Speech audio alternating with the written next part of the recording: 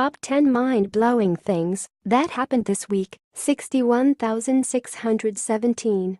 Keeping up with the news is hard. So hard, in fact, that we've decided to save you the hassle by rounding up the most mind-blowing stories each week.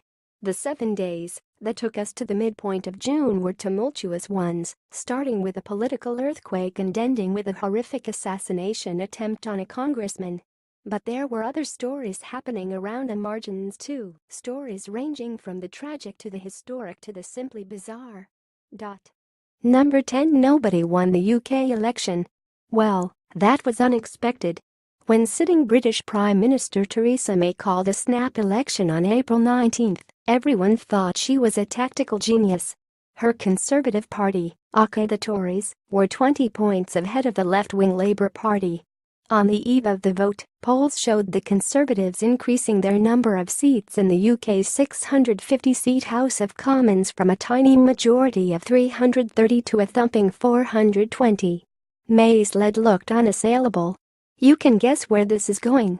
In a shock result, the Tories managed to lose 13 seats, leaving them unable to form a government without the help of a third party.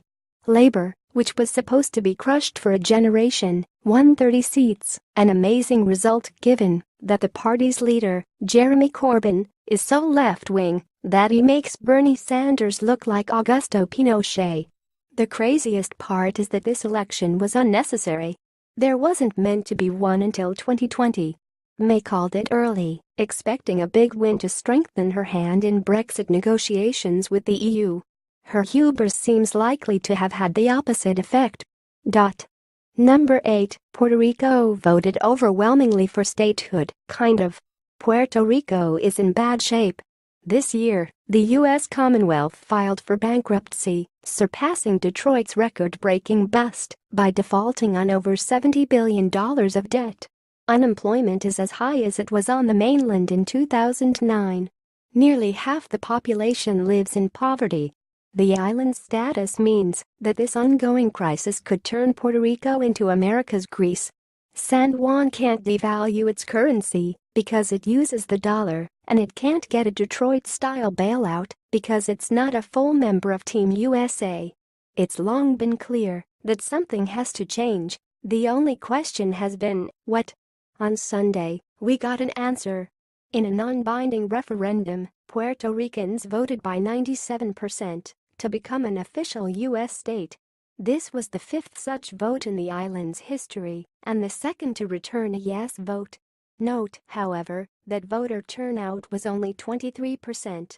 Congress now has the choice to either ignore the result or set out a path for Puerto Rican statehood. Given the island's Democratic leanings, Republicans are understandably wary of handing the Dems an electoral gift. On the other hand, everyone thought Alaska would be a Democrat stronghold when it finally became a state, so Puerto Rico could yet surprise. Number 7. We may have rediscovered New Zealand's greatest lost natural wonder. It's fair to say that New Zealand is a beautiful country. But even the bewitching landscape we see today has nothing on the archipelago's greatest lost treasure. In the 19th century, tourists traveled from across the world to witness the terraces of Lake Ratamahana, a series of striking pink and white steps over which warm waters cascaded down. The terraces were known as the eighth natural wonder of the world. Then, in 1886, we lost them. Mount Ararat exploded with the force of the Vesuvius eruption that flattened Pompeii. 150 people died. Whole villages were buried beneath ash. At Lake Ratamahana, the world-famous pink and white terraces were obliterated. Or were they? This week, a team of researchers made a surprise announcement. They have pinpointed the location they believe the terraces now lie, perfectly preserved under 15 meters, 49 feet, of earth. Rather than shattering them, the volcano simply buried them. If the scientists are correct, the terraces could be excavated and this long-lost wonder restored. Number 6. Gaddafi's crazy son was freed. Saif al-Islam Gaddafi was once considered Libya's best hope. The London-educated son of Colonel Muammar Gaddafi, Saif presented himself as a moderating influence on his father, a well-spoken technocrat who was friends with the British establishment. It was hoped he would succeed the mad dog and turn Libya into something like a democracy. The Arab Spring shattered those hopes. As revolution gripped Libya in 2011, Saif ditched the nice guy act and helped his father murder protesters. When the regime fell, he was captured by an eastern militia. He was tried in absentia and sentenced to death by the Western government based in Tripoli. He spent the last 6 years in jail. This week, the militia abruptly released him. Saif is now a free man.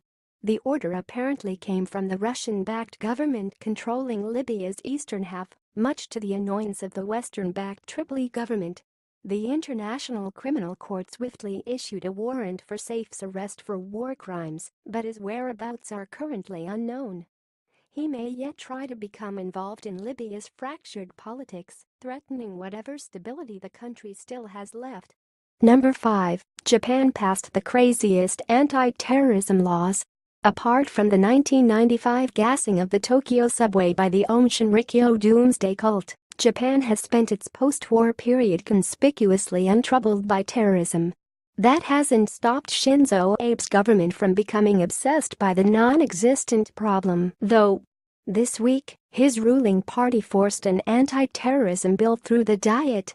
The bill has worried supporters of civil liberties because it criminalizes all members of a group should one member commit an offense. Imagine if you were arrested because a guy at your church group or book club turned out to be a terrorist. But it wasn't just guilt by association that was the problem. Some of the things the bill called terrorism were insane. For example, it classifies illegally copying music as terrorism. The same goes for picking mushrooms in conservation areas, using forged stamps, and, craziest of all, competing in a motorboat race without a license. If that's the sort of stuff that Japanese terrorists get up to, we'll gladly trade. There may be method behind this madness. Abe is currently facing a possible corruption scandal, and this bill may be his method of deflecting attention. Number 4. London suffered a devastating tower block fire. The blaze that ripped through Grenfell Tower in West London this week couldn't have come at a worse time. Britain is still reeling from a string of terrorist attacks that have killed over 30 people in 3 months. The fire is yet another horrific tragedy to strike a country that has suffered so much already. In this case, terrorism is not thought to have been involved. However, the outcome was still heartbreaking. After a fire started in the Grenfell Tower apartment block, the whole building went up in flames. People were trapped inside as their homes disintegrated around them.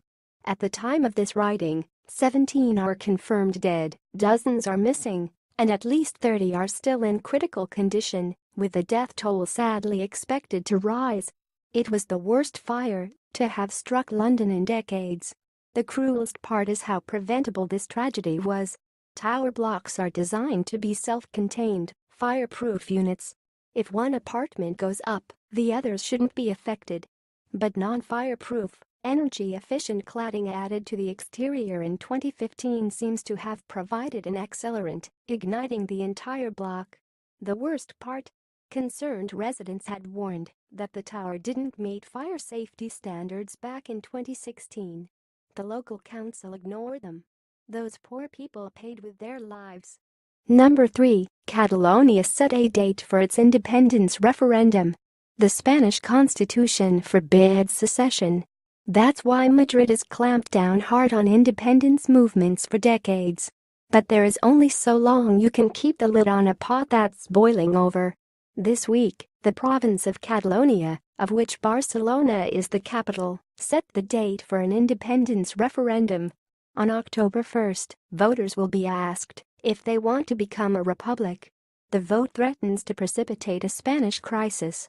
A symbolic poll of Catalans in 2014 returned an 80% majority for secession from Spain. Madrid ruled the referendum illegal less than a week before it took place and then removed the Catalan president from office when it went ahead. They've threatened to block this referendum too. And their methods of doing so could cause chaos.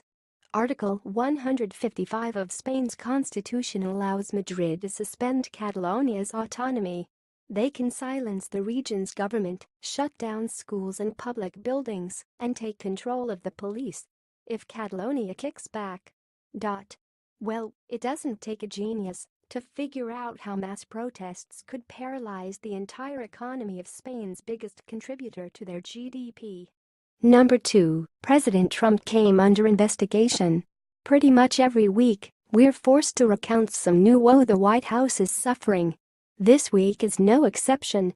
After testimony from former FBI Director James Comey last week suggested President Trump was not personally under investigation, a new report in the Washington Post destroyed any relief the White House may have felt. According to unnamed officials, Special Counsel Robert Mueller is now directly investigating the president for obstruction of justice. The new probe centers on President Trump's surprise firing of Comey in early May, a move allegedly undertaken to stop the FBI's inquiry into the disgraced General Flynn. It also comes at a highly sensitive time. Trump's advisors are openly mulling over whether to have Mueller fired for his connections to Comey. To add further complications, Deputy Attorney General Rod Rosenstein has declared that, as the man who appointed Mueller, only he can fire him, meaning any attempt to ditch Mueller could result in chaos at the Department of Justice. Number 1, a gunman finally took partisanship too far. No matter what side of the political divide we're on, it's worth remembering that our opponents are human beings. They're not evil. They're not trying to destroy the country. They're just regular men and women who like regular things, like unwinding with a bit of baseball. Sadly, it can be all too easy to forget this simple fact. On Wednesday, fervent Bernie Sanders supporter James Hodgkinson wandered up to a practice session for a charity baseball game between congressmen in Virginia. He asked whether Democrats or Republicans were on the field. When told it was the Republicans, he pulled out a gun and opened fire. 4 were wounded, with House Majority Whip Steve Scalise left in critical condition. Had Scalise not been there, things would have been even worse. As the third most important Republican in the House, he was given an armed detail. It was thanks to their presence that the gunman didn't kill scores. Hodgkinson was obviously a nut. But it doesn't change the fact that his violence came from somewhere, and that somewhere was likely the toxic bile swirling round the media.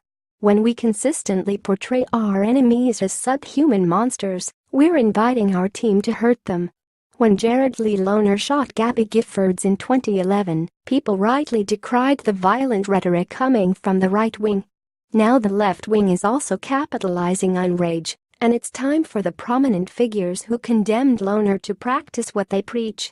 If outlets, liberal or conservative, insist on ascribing only evil motives to their opponents, this is where we wind up, with a blood-soaked field on the edge of Washington, and a father of 2 fighting for his life. No matter how much you detest what liberals stand for, no matter how much conservatives make you sick, now is the time to realize that these are real people. Good people. People with families and friends and loved ones. People who don't deserve the horrific fate Scalise nearly suffered. Maybe if we can all bear this in mind, we can stop the poisonous partisan rhetoric that inspires thugs like Hodgkinson in the first place.